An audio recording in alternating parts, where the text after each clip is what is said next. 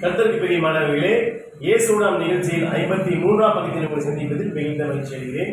இயேசுடாம் நிகழ்ச்சியில் அருமை நண்பர் கார்த்திகன் அவரை வரவேற்போம். கர்த்தருடைய வார்த்தையை இன்று பார்ப்போம். லூக்கா 7ஆம் அதிகாரம்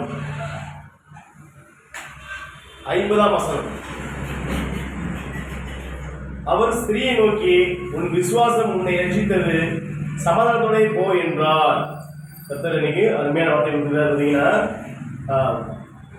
அவர் ஸ்திரீயை நோக்கி, உன் விசுவாசம் உன்னை ரட்சித்தது, சமாதானத்தோட போ என்றார்.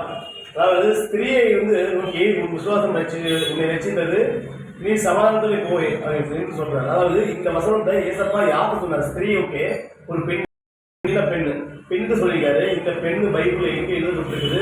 இந்த பெண்ணு யார், எந்த பெண்ணை பார்த்து ஏசப்பா சொல்லியிருக்காரு அப்படின்னு பார்த்தீங்கன்னா ஒரு பரிசேயர் வீட்டுக்கு ஏசப்பா உணவருந்த போறாரு. அதாவது பரிசேயர் ரொம்ப வற்புறுத்தி கூப்பிட்ட ஒரு காரணத்தின் நிமித்தம் ஏசப்பா அவர் வீட்டில் உணவருந்த போறாரு. உணவருந்த போயிட்டு இருக்கும்போது பார்த்தீங்கன்னா அந்த வீட்டில் ஏசப்பா உணவருந்த போயிருக்காரு செய்தி கேள்விப்பட்டு ஒரு பாவ செயல் ஏற்படக்கூடிய பெண், அதாவது பார்த்தீங்கன்னா அந்த பெண் நம்ம ஏசப்பா நம்ம பார்த்தே ஆகணும் அப்படின்னு சொல்லிட்டு அந்த வேசி பெண் வச்சுக்கோங்களேன். அந்த வேசி பெண் ஏசப்பா பார்க்க போகிறாங்க. போன உடனே ஏசப்பா பார்த்த உடனே அவர் மனசு உருகி ஏசப்பா பாதத்து அருகில் கீழே உட்கார்ந்து அந்த பரிமள தைலம் சொல்லுவாங்க. அப்பெல்லாம் விலை உயர்ந்த தைலம்னா பரிமள தைலம் சொல்லுவாங்க. அந்த பரிமள தைலத்தை அவருக்கு பாதத்துக்கு கீழே தொடச்சிட்டு இருக்காப்படி கால் ஊற்றி தொடச்சிட்டு இருக்காப்படி. அப்போ சுற்றி இருந்தவங்களாம் கிண்டல் பண்ணுறாங்க, ஏப்பா விலை இருந்த பரிமள தைலத்தை இப்படி காலில் ஊட்டி வேஸ்ட் பண்ணுறீங்க, நீ இதை இப்போ நல்ல ரேட் விற்கலாமே அப்படின்னு சொல்கிறாங்க. அப்படி ஆனால் அந்த பெண் கண்டிக்கவே இல்லை. அவர் பெண் அழுது தன் கண்ணீரை காலில் தொடச்சிட்டு இருக்காப்படி, தலைமையில் எடுத்து காலை அந்த ஈரத்தை தொடச்சிட்டு இருக்காப்படி, பரிமளத்தை எடுத்து காலில் துடைக்கிறாப்படி. இந்த மாதிரி இந்த ஸ்திரீ மறுபடியும் பண்ணிக்கிட்டே இருக்காப்படி.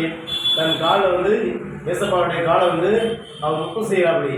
அப்போ எல்லாரும் பார்க்குறாங்க, இந்த ஸ்திரீ எப்பேற்பட்டவன் ஏசப்பாவுக்கு தெரியாதாட்டிருக்கு. இவன் வேசித்தனம் பண்ணக்கூடிய பெண்ணு எப்படி உண்மையிலே ஒரு திருக்கு தரிசியா இருந்தா இந்த பெண் யாருன்னு ஏசப்பாவுக்கு தெரிஞ்சிருக்குன்னு அப்படின்னு சொல்லிட்டு சந்தேகமாக பார்த்துட்டு இருக்கிறாங்க. உண்மையிலே ஏசப்பாவுக்கு தெரிஞ்சா நடக்குதா இல்லை தெரியாமல் நடக்குதான்னு சொல்லிட்டு சுற்றி இருக்க இந்த சீடர்கள் சுற்றி உட்கார்ந்தவங்களாம் யோசிச்சுட்டு இருக்காங்க. அப்போ ஏசப்பாவுக்கு சுற்றி இருக்கவங்க என்ன யோசிக்கிறாங்கன்னு தெரிஞ்சு அவர் சொல்றாரு. அதாவது சீமோனை சொல்றாரு. பார்த்தீங்கன்னா சீமோனை பார்த்து ஏன் சொல்றாரு? அதாவது இயேசு அவனை நோக்கி, சீமோனே, உனக்கு நான் ஒரு காரியம் சொல்ல வேண்டும் என்றார். அதற்கு அவன், போதகரே சொல்லும் என்றான். அப்பொழுது அவர், ஒரு இடத்தில் 2 பேர் கடன் பட்டிருந்தார்கள்.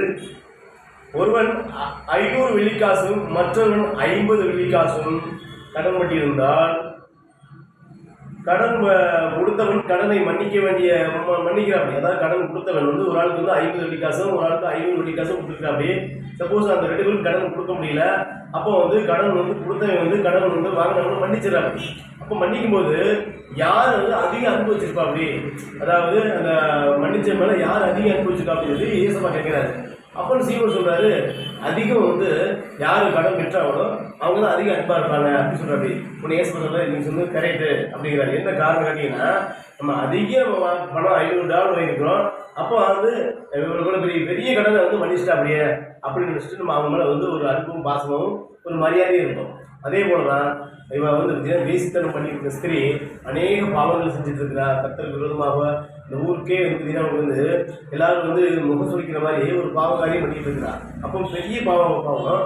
ஆனா இந்த பாவத்தை ஏசப்பா மன்னிக்கிறாரு.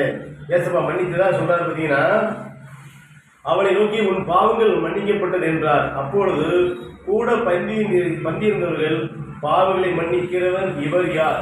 தங்களுக்குள்ளே சொல்லிக் கொண்டார்கள். பேசிக்கிறாங்க. அர்த்தம் இதுனா, அவர் ஸ்திரீ நோக்கி, உன் விசுவாசம் உன்னை ரட்சித்தது, நீ சமாதானத்தோட போ என்றார். அதாவது அவர் சொல்றாரு, ஏன்னா நீங்க எல்லாரும் நீங்க நான் வந்திருக்கேன், நான் உட்காந்துருக்கிறேன், சாப்பிட வந்திருக்கிறேன், நீங்க எனக்கு எதுவுமே செய்யலை, நீங்க என் தலைக்கு என்ன வைக்கல. ஆனால் இவன் வந்தது எனக்கு பரிமளத்திற்கு கால் ஊற்றிட்டு இருக்கிறா, நீங்க எனக்கு முத்தம் செய்யல, முத்தம் செஞ்சுட்டு இருக்கிறா. அப்போ இவருடைய பாவங்கள் மன்னிக்கப்பட்டது அப்படின்னு சொல்லி ஏசப்பா அவனை பார்த்து அந்த வசனத்தை சொல்றாரு. அவள் ஸ்திரியை பார்த்து, உன் விசுவாசம் உன்னை ரட்சித்தது, சமாதானத்தை போ என்றார். ஆமென். அப்போ இந்த வார்த்தை மூலமா நம்ம எதுக்கு நம்ம கற்றுக்கிறோம் பார்த்தீங்கன்னா, ஏசப்பா நம்ம உண்மையிலேயே நம்முடைய பாவங்கள் எல்லாமே மனம் திறந்து தனியாக நீங்கள் 10 பேருக்கு முன்னாடி சொல்லணும்னு அவசியமே இல்லை. அந்த ஸ்திரீ பார்த்தீங்கன்னா அவன் என்ன ஏசப்பட பார்த்து எதுவுமே சொல்லலை. ஏசப்பா அப்படி பாவம் பண்ணிக்கிறேன், இந்த பாவத்தை பண்ணின்னு சொல்லவே இல்லை. ஏன்னா ஏசப்பா நீங்கள் செய்கிறது, நீங்கள் நினைக்கிறது, நீங்கள் மனசில் யோசிச்சுட்டு எல்லாமே கர்த்தர் அனுப்பியிருக்கிறாருங்கிறத நீங்கள் அறிஞ்சிக்கணும். அடுத்ததே பார்த்தீங்கன்னா அந்த ஸ்திரீ எப்பேற்பட்டவங்கிறது சுற்றி இருக்கவங்களாம் ஆராயிறாங்க. இவங்க எப்பேற்பட்டவா, ஏசப்பாவுக்கு தெரியுமா தெரியாதா அப்படின்னு வச்சுட்டு இருக்கும்போது யோசப்பா சொல்றாரு ஒரு ஸ்ரீமோன் என்ன நினைச்சிட்டு அப்புறம் சொன்னது ஏசப்பா கரெக்டாக சொன்னா அவங்க ஆச்சரியப்படுறாங்க.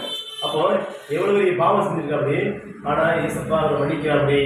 ஏன்னா நீங்கள் கர்த்தருக்கு கீழே நீங்கள் அடங்கி இருக்கும்போது உங்கள் பாவங்கள் மன்னிக்கப்படும்.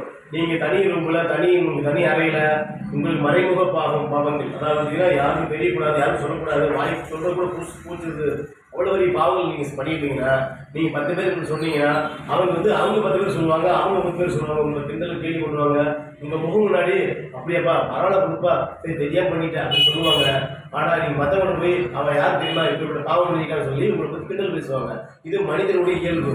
கர்த்தர் ஒரு காலமும் உங்களை புறமே தள்ளுவதில்லை. உங்கள் பாவங்களை மன்னிக்க கர்த்தர் ஒருவர் மட்டுமே முடியும் என்பதை நீங்கள் அறிந்து கொள்ளுங்கள். நீங்கள் தனி ஜெபம் பண்ணும்போது கர்த்தரை நீங்கள் ஏசப்பா என் பாவத்தை மன்னிக்க ஏசப்பா, அறியாமல் செய்ய விட்டேன் ஏசப்பா, இனிமேல் நான் பாவம் செய்ய மாட்டேன் என்று பாவத்தை சொல்லி அறிக்கை விட்டுவிட்டால் ஏசப்பா உங்கள் பாவத்தை மன்னித்து உங்கள் பாவ வாழ்க்கையில் மீட்டெடுப்பார் என்று எந்த ஒரு சந்தேகமும் இல்லை. கர்த்தருக்கு மகிமை இருப்பார். ஆமென்.